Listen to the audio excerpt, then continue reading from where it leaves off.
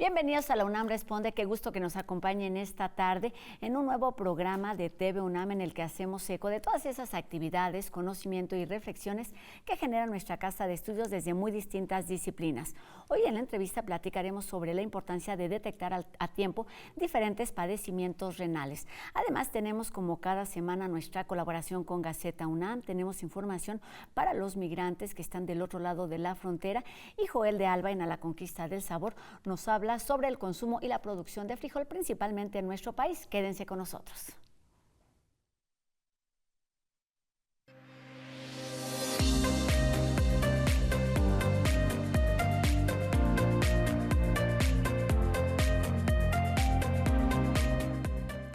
A propósito del Día Mundial del Riñón, que este año se celebra el jueves 13 de marzo, platicamos sobre la importancia de la prevención y el reto de detectar a tiempo padecimientos como la insuficiencia renal, que afecta al menos a 13 millones de personas en nuestro país. Y bueno, para ello saludamos a la doctora Norma Bobadilla, quien es investigadora del Instituto de Investigaciones Biomédicas de nuestra universidad. ¿Cómo está, doctora? Bienvenida. Muy bien, muchas gracias. Un gusto que esté aquí con nosotros y bueno, hemos hablado en distintas ocasiones y lo escuchamos sobre padecimientos renales. ¿Estamos hablando de lo mismo cuando decimos daño, lesión, insuficiencia renal o no? Sí y no. El daño renal abarca todos los que son alteraciones a nivel renal, o sea, cualquier cambio pequeño en la función de los riñones, podríamos decir que está produciendo un daño.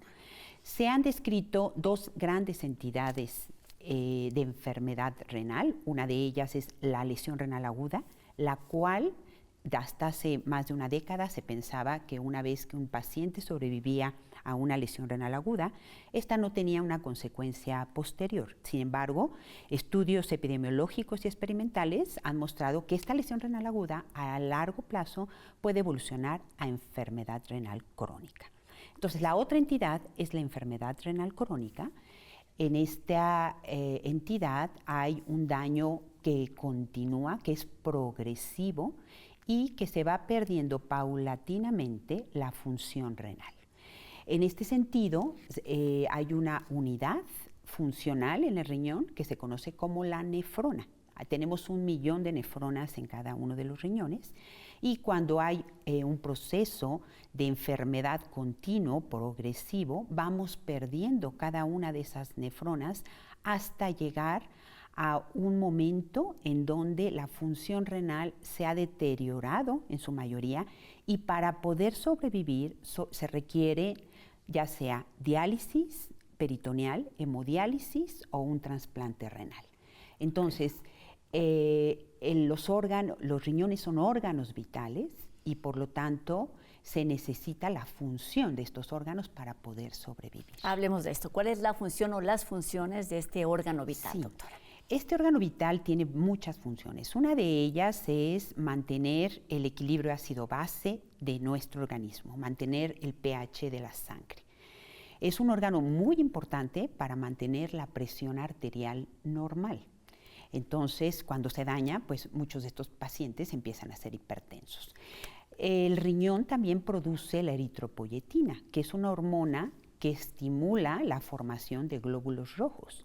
Por eso también los enfermos, enfermedad renal crónica terminal, cursan con anemia, porque entonces ya no tenemos la función de esta eritropoyetina, que es muy importante. Pero la función principal de los dos riñones que tenemos es deshacerse de los productos de desecho, de tal manera que si nosotros no nos deshacemos de esos productos, nos intoxicamos.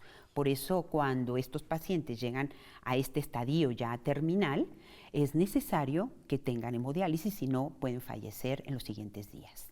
Hablemos. Lo decía al principio, hay alrededor de 13 millones de personas, al menos, con algún tipo de lesión renal en nuestro país, porque es una enfermedad que está tan directamente asociada con altos índices de defunción. Sí, la enfermedad renal crónica es un problema de salud público. 850 millones, se calcula que 850 millones de personas alrededor del mundo tienen enfermedad renal crónica. Hay diferentes estadios de la enfermedad renal crónica, que va del 1 al 5. El 5 es el más grave. Desafortunadamente, no contamos con biomarcadores tempranos. Entonces, estos 13 millones que estamos hablando en nuestro país, puede ser mucho más grande esta cifra, porque los estadios 1 y 2 son muy difíciles de detectar.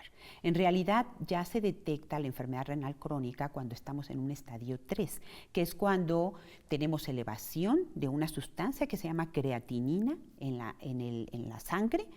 Esta sustancia no se está depurando, no se está tirando a través de la orina, y entonces esto hace que la creatinina se incremente en la sangre de los pacientes. Otra manifestación es en la orina que tiremos proteínas. Regularmente las proteínas son reabsorbidas, no se filtran cuando la barrera de filtración está intacta, y bueno, tenemos algunos mecanismos para también todos los aminoácidos sean reabsorbidos a través de estos riñones, pero cuando se daña la barrera de filtración, ya sea por hipertensión o diabetes, que son las principales causas de enfermedad renal crónica, entonces tenemos la fuga de proteínas en la orina. Y estas, a través de un análisis sencillo, se puede determinar la albúmina en orina o microalbuminuria o las proteínas o proteinuria.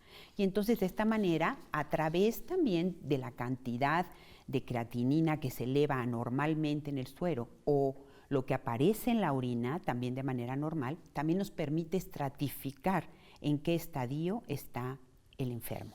Pero es complicado, digamos, hacerlo de forma evidente, se requieren estudios más especializados y es por eso quizás que se detecta cuando ya está en estados más avanzados. Lo que pasa es que en el estadio 1 y 2 prácticamente no hay estos cambios, estas manifestaciones de la creatinina ni de la proteína en orina. Por eso estamos en búsqueda de biomarcadores más sensibles que nos permitan identificar a estos pacientes en estadio 1 y 2. ¿Por qué tiene relevancia esta identificación? Entre más tempranamente se inicie un tratamiento, entonces podemos alargar que esa persona vaya hacia enfermedad renal crónica terminal. Entonces es muy importante no solamente el poder identificar de manera temprana, sino también dar el tratamiento oportuno que permita esto de alguna manera alentar, dijera yo, detener o disminuir la progresión de la enfermedad, ¿no? Y esto tiene que ver con la línea de investigación que usted ha seguido a lo largo de ya varias décadas. Cuéntenos en qué está, que tiene que ver directamente con estos biomarcadores para poder detectar a tiempo. Sí, con mucho gusto. Bueno, tengo varios años trabajando también tanto en lesión renal aguda como en esta transición que se conoce hacia enfermedad renal crónica. Hace muchos años identificamos una proteína de choque térmico. Estas proteínas de choque térmico tienen la función de sobreexpresarse o de alguna manera encender su expresión cuando hay eventos de daño, con el fin de tratar de reducir el daño renal. Entonces nosotros identificamos que en la orina aparecía esta proteína, conocida como proteína de choque térmico de 72 kilodaltones o HCP72. Entonces lo empezamos a hacer estudios en animales a los cuales les hacíamos un tipo de lesión renal aguda a través de hacer una isquemia renal. Y entonces vimos que esta proteína era un biomarcador muy altamente temprano. Y lo que hicimos fue después irnos a los pacientes. Mi laboratorio forma parte de una unidad periférica dentro del Instituto Nacional de Ciencias Médicas y Nutrición, y tenemos la gran ventaja de poder tener acceso a las muestras de los pacientes, a tener mucho contacto con nefrólogos, y de esta manera hicimos un estudio en donde a pacientes que llegaban a terapia intensiva, que no tenían lesión renal aguda, que la desarrollaban durante su estancia hospitalaria, y entonces pudimos ver que la proteína de choque térmico de 72 kilodaltones aparece en la orina hasta con 48 horas antes de que la creatinina se eleve. De tal manera que sí nos permite tener de alguna manera un tratamiento mejor para estos pacientes. Entonces, esta proteína, pues lo patentamos, hicimos la solicitud de patente, ha sido autorizada tanto en México como en otros países, y hemos desarrollado ya también una tira reactiva que nos permite... Eso le iba a preguntar, ¿qué era? Describir qué es, cómo funciona este mecanismo. Sí, muchas gracias. Esta tira reactiva, pues lo que trata es de que al lado de la cama del enfermo podamos sumergirla en la orina. Por lo general, donde más se presenta la lesión renal aguda es en los pacientes en terapia intensiva. Okay. Entonces, estos pacientes, por lo general, tienen una sonda que colecta la orina y que ahí podemos sumergir esta tira y tener un resultado fidedigno pronto, ¿no? Entonces, en eso... Y además ha tenido buenos resultados. Se trata de estudios preclínicos, pero han tenido buenos resultados. Exacto. Es por eso que puede seguir avanzando. ¿Cuáles son, digamos, las etapas que siguen, doctora, para poder aplicar de forma, digamos, masiva este desarrollo? Bueno, nosotros ya tenemos la tira reactiva y ahora, pues, lo que se requiere es probarla en cientos, si es posible, en miles de pacientes, ¿no? Para demostrar su efectividad, su precisión, ¿no? Sobre todo también para detectar. Entonces, y además en diferentes poblaciones, porque nosotros tenemos la población solamente de los enfermos que llegan a nutrición, pero tendría que hacerse en población pediátrica, en mujeres embarazadas, en mujeres con preeclampsia, en personas que sufrieron un accidente, que tuvieron una hemorragia,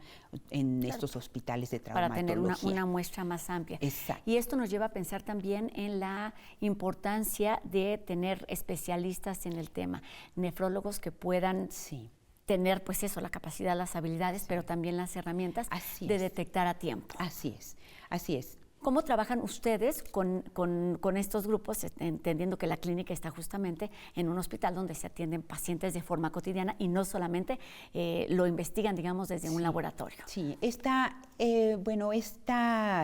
unidades periféricas que fueron iniciadas por el doctor Larralde hace casi, ya van a tener 3 décadas, si no mal recuerdo, han sido unas unidades que diría yo de mucho éxito para la universidad, porque permiten la inserción de investigadores, como en mi caso, que somos investigadores biomédicos, que queremos hacer, que vemos problemas específicos y que queremos hacer una traslacionalidad hacia una enfermedad. Entonces, esto es verdaderamente, yo le diría, una joya que nos permite de esta manera tener la interacción con problemas reales clínicos, ¿no? Y entonces nos ha permitido, pues, llevar a cabo este estudio. Hemos llevado otro estudio en niños en el Hospital Infantil de México, con la doctora Mara Medeiros, que he estado trabajando también para determinar también la efectividad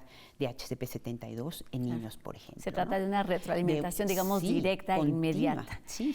Y decía al principio también, estamos hablando de este tema a propósito del Día Mundial del Riñón, que este 2025 tiene como lema: están bien tus riñones, descúbrelo a tiempo, protege tu salud renal. Exacto. ¿Cómo, o más bien, por qué es importante este lema, entendiendo que quienes somos los primeros responsables de nuestra salud en general y de nuestros riñones en particular, somos cada uno de nosotros? Sí, yo creo que lo más importante siempre es tener una conciencia de prevención. Eso es la parte más importante. ¿Y cómo podemos tener esta conciencia? ¿Cómo la podemos estimular? Pues si mi familia es una familia de diabéticos o de hipertensos, pues tenemos que empezar a tomar medidas desde la dieta y sobre todo de estarnos checando de manera continua, ¿no? Esto creo que hace que pudiéramos nosotros mismos ayudar en esa prevención que tanto se busca. Entonces, creo que la parte genética que nosotros tenemos, cada uno de nosotros, pues bueno, tenemos que tomar cartas en el asunto y tratar de tener estos exámenes que nos permitan continuamente estarnos checando. Yo diría que cada año, ¿no? Y que conforme vamos acercándonos más a la década, a la 4ª década, a la 5ª década, pues ser mucho más cuidadosos con nuestro cuerpo y con lo que comemos. Con nuestro bienestar. Hemos hablado de diferentes líneas y hay un punto que no hemos tocado, que es el de los tratamientos. Con estos diagnósticos tempranos, se podría evitar las hemodiálisis o estos tratamientos que son como más agresivos, doctora, o en qué etapa estamos y en qué se está trabajando. Gracias. Bueno, creo que algo que es muy importante, bueno, terminando un poco con los biomarcadores, quisiera yo también comentarles que identificamos otra proteína que se llama serpina, es un inhibidor de proteasas de serina, se llama serpina A3 y hemos identificado que detecta de manera muy importante a los estadios primeros, entre el estadio 1 y 2. Estamos trabajando intensamente en este biomarcador porque lo hemos visto a nivel experimental y también lo vimos con pacientes con nefropatía lúpica. Entonces, esto también lo hicimos en colaboración con el doctor Juan Manuel Mejía, del Instituto Nacional de Ciencias Médicas y Nutrición, que tiene una cohorte de pacientes con nefropatía lúpica, y también vimos la gran posibilidad que tenemos de detectar que la serpina nos puede servir para determinar la intensidad del daño y también monitorear si un tratamiento está siendo efectivo. También eso lo demostramos en un artículo que publicamos en el AJP Renal. Pero recientemente hicimos un estudio muy interesante en donde evaluamos unos nuevos fármacos que han entrado al mercado y que yo siento que van a venir a revolucionar el tratamiento de los enfermos diabéticos y que son los inhibidores del cotransportador de sodio-glucosa, presente en el túbulo proximal del riñón. Estos inhibidores lo que hacen precisamente es que no se reabsorba la glucosa y entonces la glucosa se desecha en la orina. Y entonces tienen un efecto muy favorable para el control de la glicemia en los pacientes diabéticos. Entonces, se hizo un estudio que se publicó en Lancet hace algunos años, 4 o 5 años, en donde se demostró que el uso de estos inhibidores tenía menos desenlaces de daño renal a lo largo del estudio. De hecho, el estudio fue diseñado para 3 años y se tuvo que detener a los 2 años debido al efecto benéfico de estos inhibidores. Estos en pacientes con enfermedad renal crónica. Entonces, se vio un efecto nefroprotector muy efectivo y esto. Lo interesante de este estudio es que el 33% de esos enfermos renales no eran diabéticos, lo cual sugería fuertemente que estos inhibidores tienen efectos adicionales, nefroprotectores. Con esta premisa, nosotros hicimos un estudio en animales, en un estudio preclínico, en donde evaluamos la administración de estos inhibidores justo después de que ya se había dado la lesión renal aguda. Ya por estudios previos en mi laboratorio hemos visto que estos animales que se les induce lesión renal aguda, después de 5 meses tienen enfermedad renal crónica con fibrosis renal muy importante. Claro, pues indispensable seguir haciendo todo este tipo de estudios preclínicos y por supuesto ya en estudios clínicos, porque estamos hablando, como nos decía en algún momento, de un problema de salud pública importante en nuestro país, en el que hay muchas líneas y hay muchas formas de atender, pero también de atacar y lo más importante, de prevenir. Muchísimas gracias, doctora Norma Bobadilla, del Instituto de Investigaciones Biomédicas de nuestra universidad, por estos minutos, y seguimos atentos a estas investigaciones y a estos desarrollos en los que trabajan. Gracias, doctora. Muchísimas gracias a ustedes. Gracias por y ahora cambiamos de tema y les platico o les pregunto si alguna vez ustedes han pensado cómo es que interpretamos todo lo que vemos. Y es que, bueno, a propósito de la Semana Internacional del Cerebro que organiza nuestra universidad a través de diferentes instancias, se llevará a cabo la conferencia titulada Ilusiones ópticas, cómo nuestro cerebro interpreta el mundo, que la imparte o será impartida por la doctora Rocío Salcedo, que pertenece al Instituto de Fisiología Celular y tiene la intención de explicar cómo estas imágenes engañan nuestra percepción y revelan al mismo tiempo el funcionamiento del sistema visual. Se trata pues de una buena oportunidad para explorar los misterios de la mente. Consulta todos los detalles de la información en las redes tanto de Universum como de la DGDC.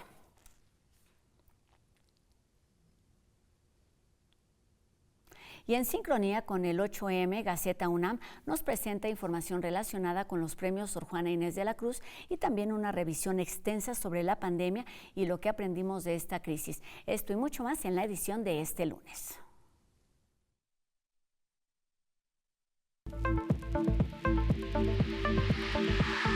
92 universitarias recibieron el reconocimiento Sor Juana Inés de la Cruz que la UNAM entrega cada año para visibilizar los aportes de las mujeres en las ciencias, las humanidades, el arte y el deporte en nuestra casa de estudios.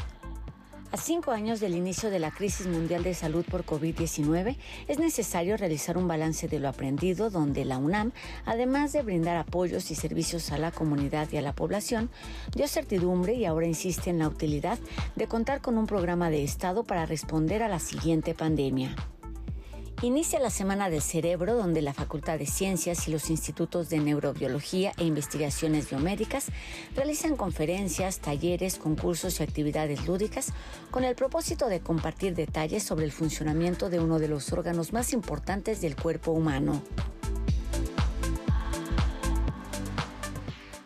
Enseguida, Joel de Alba nos explica sobre las ventajas de integrar los frijoles en nuestra alimentación diaria por ser una de las leguminosas con más nutrientes y bueno, para nuestra fortuna, México cuenta con una gran variedad. Vamos con A la conquista del sabor.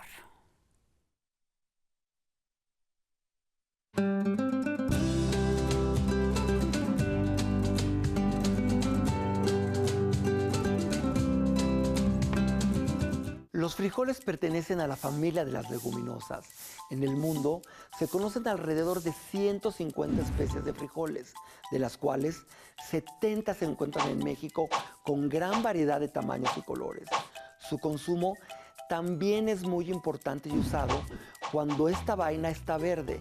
Tierna la conocemos como ejote y es una de las hortalizas más importantes de la alimentación debido a su contenido de vitaminas y minerales. De hecho, en la gastronomía francesa, los ejotes tiernos son el acompañamiento favorito para platos de carnes, aves y pescados, salteados simplemente con mantequilla con almendras fileteadas. Los frijoles y ejotes siempre fueron ingredientes relevantes en la mesa mexicana, pues nos aportan una gran cantidad de nutrientes. Contienen carbohidratos complejos y entre las vitaminas que aportan se encuentran las del complejo B. Asimismo, son una fuente importante de ácido fólico, hierro, magnesio, potasio, zinc, calcio y fósforo. Tener una buena alimentación es fundamental para el desarrollo físico y mental. Por ello, es de suma importancia promover el consumo de alimentos nutritivos, con un rico sabor y a precios accesibles, como el frijol. Un ejemplo es el programa del Consejo del Frijol de los Estados Unidos, que promueve el consumo de frijol por ser una fuente de nutrientes, debido a que esta semilla también contiene proteína, carbohidratos complejos, fibra y antioxidantes. No es por nada que se le considera al frijol común como la leguminosa más importante a nivel mundial. Científicos y expertos en nutrición han concluido que la calidad de la proteína del frijol cocido puede llegar a tener hasta el 70% comparado con la proteína de origen animal, a la que le asignan el 100%. Es así que el frijol está dentro de los alimentos para garantizar la seguridad alimentaria del planeta. Desafortunadamente en nuestro país el consumo del frijol ha ido disminuyendo y hemos optado por una alimentación alta en contenido calórico y baja en nutrientes. Esta es la que llamamos comúnmente comida chatarra. Por otra parte, la producción nacional ha ido decreciendo en los últimos años. Esto debido también, en parte, al impacto de las sequías por el cambio climático. Es por todo esto que resulta muy importante retomar la dieta de los antiguos mexicanos, introduciendo de nuevo el frijol en nuestra alimentación diaria. Disfrutemos de la vasta oferta gastronómica con frijoles que nos ofrece México. Sigamos estas recomendaciones y Acción Migrante nos cuenta hoy sobre algunos de los derechos que los migrantes deben conocer para actuar correctamente, por ejemplo, en caso de ser detenidos.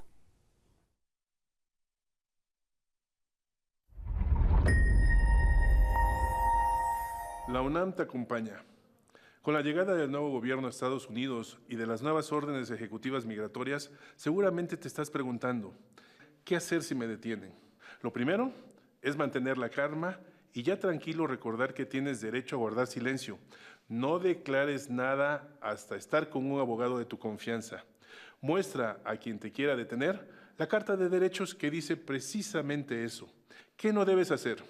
No pongas resistencia ni agredas a las autoridades. Eso solo empeorará tu situación. Tampoco intentes sobornar a ninguna autoridad ni lleves documentos falsos, ya que es un delito que implica deportación inmediata. ¿Qué sí debes hacer? Como tienes derecho a una llamada, memoriza un teléfono de alguien de tu confianza o de un abogado para que lo llames y te pueda asistir. Y al mismo tiempo, pide que avisen a tu consulado que estás detenido. Recuerda, UNAM en acción.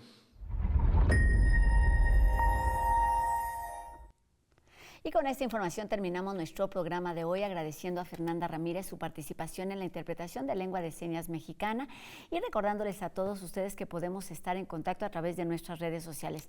Háganos llegar sus dudas, sus comentarios y sigamos haciendo juntos La UNAM Responde. Y gracias, por supuesto, a todo el equipo que hace posible esta transmisión día con día aquí en nuestras instalaciones de TV UNAM y, por supuesto, también desde el máster. Y a todos los invitamos a que nos acompañen mañana a 2:30 de la tarde aquí en TV UNAM. Mi nombre es Rosa Brizuela. Adiós.